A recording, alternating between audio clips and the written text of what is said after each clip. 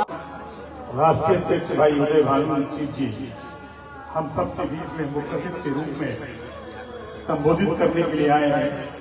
मैं बिहार की धरती पर और बेनीपट्टी पर विधानसभा में उनका राष्ट्रीय सचिव उनका स्वागत करता है और उनको बधाई देता है, क्योंकि मैं उदय भानु सिंह जी को जब बिहार में नौजवानों की लड़ाई मसाल के जुलूस के रूप में हमारे प्रदेश कार्यालय से जब चले थे उस दिन मैंने युवाओं का जोश और आपका नेतृत्व हमने बहुत नजदीक से देखा था और उस कार्यक्रम में भी मैं आपके साथ था। और मेरा सौभाग्य है कि मैं आज जब मुझे मालूम चला कि आप हमारे ही प्रभाव क्षेत्र में आ रहे हैं और युवाओं ने आमंत्रित किया तो सारे कार्यक्रम छोड़ करके मैं अपने राष्ट्रीय अध्यक्ष यानी युवाओं के धड़कन उदय भानु सिंह जी के कार्यक्रम में शामिल हुआ। मैं इस क्षेत्र के जुझारू नेता और जिला के अध्यक्ष भाई मनोज मिश्रा जी, रूपन झा जी, साहिब हुसैन जी और मनोज मिश्रा जी, अमूल्ला खाजा जो डिप्टी मेयर साहब संबोधित कर रहे थे, साहिब भाई जी और जो श्री कृष्णारी जी जो संचालन कर रहे हैं, ये भी हमारे युवाओं के प्रेरणा स्रोत है, युवाओं को प्रेरित करते रहते हैं। और हमारे बीच में जिनका नाम गरीबदास है, लेकिन ये इनका जो दिल है वो इस देश के गरीबों, कमजोर, शोषितों और वंचितों के लिए ही धड़कता नहीं है। और ये सिर्फ युवाओं के नेता नहीं है, बल्कि वास्तव में इन नौजवानों को राजनीति में कैसे आगे बढ़ाया जाए उसकी भी प्रेरणा स्रोत है। तो मैं ऐसे नौजवान को भी सलाम करता हूं। और हमारे मोदी साहब मुदस्सिर जी कल मेरे साथ बैठे थे, आज पीछे हम चलते, मुझे अच्छा लगा। बहुत लंबी लिस्ट है। मैं सभी को, सुबोध मंडल जी को और सारे नेताओं को और विशेषकर प्रखंड के आए हुए सभी पदाधिकारियों का मैं स्वागत और वंदन और अभिनंदन करता हूं। आज चूंकि डॉक्टर राजेंद्र प्रसाद जी की पुण्यतिथि है, मैं सिर्फ आपसे ये कहना चाहता हूं, इस देश को नौजवानों के साथ साथ इस देश के प्रबुद्ध लोगों को सोचना और समझना है, क्योंकि ये देश बड़ी मशक्कत से देश को बनाया गया है। ये तो रियासतों का देश था, लेकिन डॉक्टर राजेंद्र प्रसाद जी, महात्मा गांधी जी, पंडित जवाहरलाल नेहरू जी और परम पूज्य बाबा साहब अम्बेडकर साहब, मेरे कहने का मतलब है कि सरदार पटेल की बात करूं या किसी भी महापुरुष की मैं बात करूं, लेकिन इनका सबका सपना क्या था? इनका सपना ये था कि हम सबको एक साथ रहना है। यानी इस देश में जो समस्या है उसका समाधान ढूंढा। और उन्होंने कहा कि इस देश में हम सामाजिक न्याय ही नहीं, हम धर्मनिरपेक्षता की बात करेंगे, हम समानता की बात करेंगे, हम न्याय की बात करेंगे और अवसर की समता की भी बात करेंगे।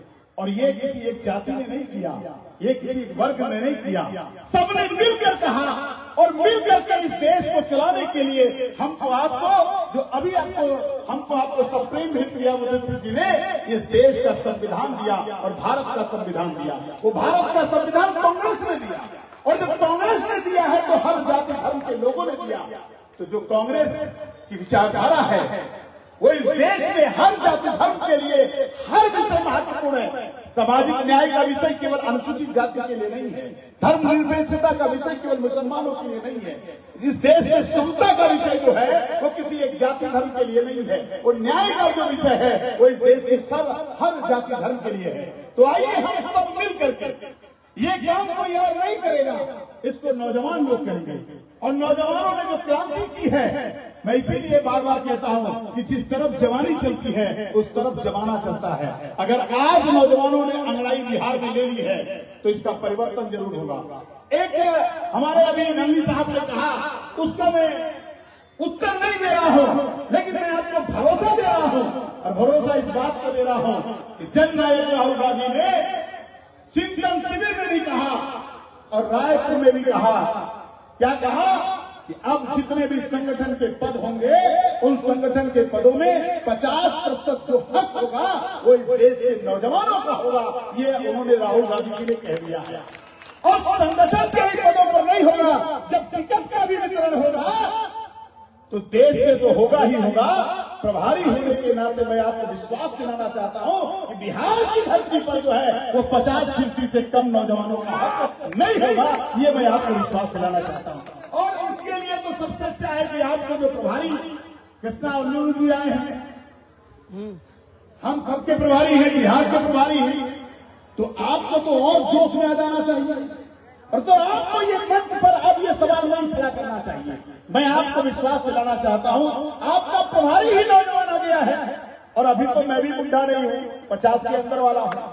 तो मैंने कहने का मतलब ये है कि 50 से नीचे वालों को अब सोचने समझने की जरूरत नहीं है, अब उनको करने की जरूरत है और ये काम आप कर सकते हैं। मंच पर नहीं कहना चाहिए, लेकिन मैं आपसे कह रहा हूं, इसके पहले आपको चुनाव लड़ने का मौका दिया गया। ऐसा नहीं कि मधुबनी को मौका नहीं दिया गया, आपको फुलपरास भी दिया गया, आपको बेड़ी पट्टी भी लड़ने का दिया गया। अब चूंकि राष्ट्रीय अध्यक्ष जी उदय भानु जी आए हैं, तो हम ये नहीं कहते कि 2 पर ही लड़ेंगे, ज्यादा पर भी लड़ सकते हैं, लेकिन 2 पर तो लड़े ही ना।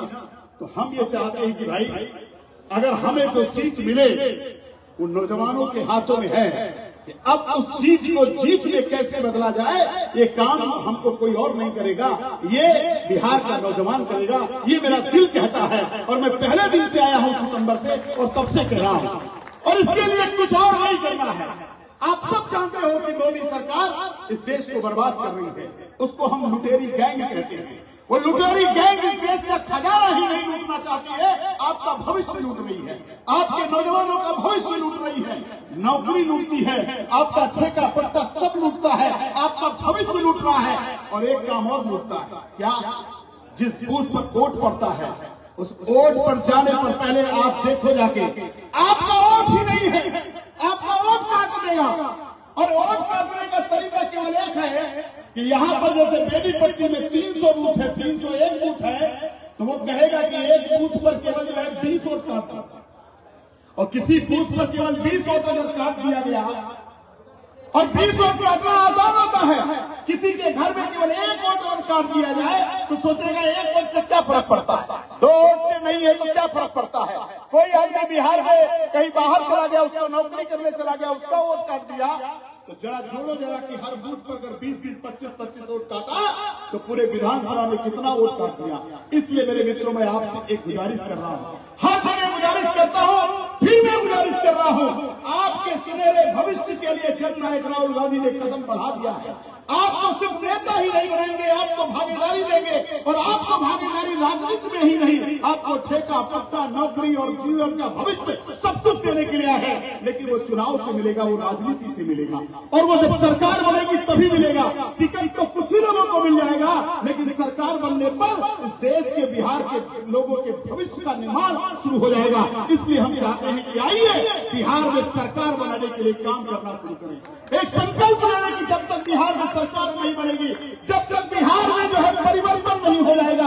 अगर युवाओं ने कहा है कि बिहार में परिवर्तन, तो ये परिवर्तन की आंधी आपसे शुरू होनी चाहिए, और इसके लिए केवल एक काम करना है।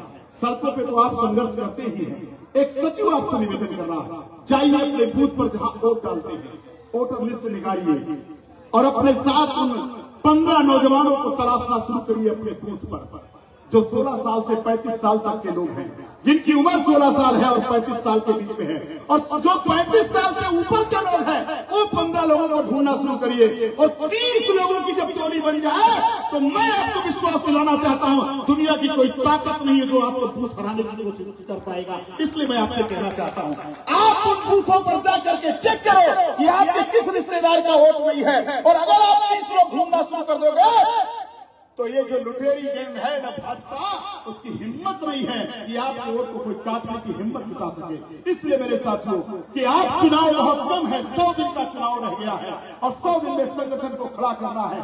ऊपर संगठन बने, आज बनेगा कल बनेगा, उसकी चिंता करना बंद कर दो। मैं आपको विश्वास दिलाना चाहता हूं, आप कहते हैं कि आपको सम्मान मिला कि नहीं मिला, मैं अपने प्रभार क्षेत्र की जिम्मेदारी लेते हुए कह रहा हूं, अगर किसी नौजवान को लगे तो आप अपने उदय भानचुक को फोन करें, उससे पहले आप सुशील पासी को याद करिएगा।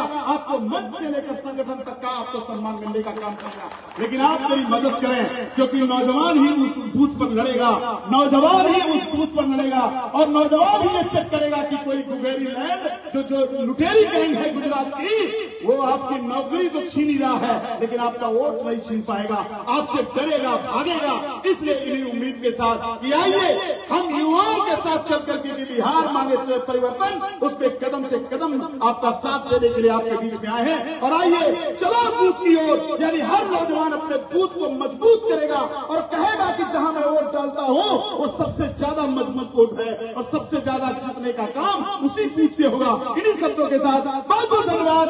जय हिंद, जय कांग्रेस। सभी नौजवानों से आग्रह करूंगा कि अब सब लोग यहाँ आ जाएं और जिनको सुनने के लिए आप आए हैं अब उनका ही भाषण होने वाला है, इसलिए सबों से आग्रह है।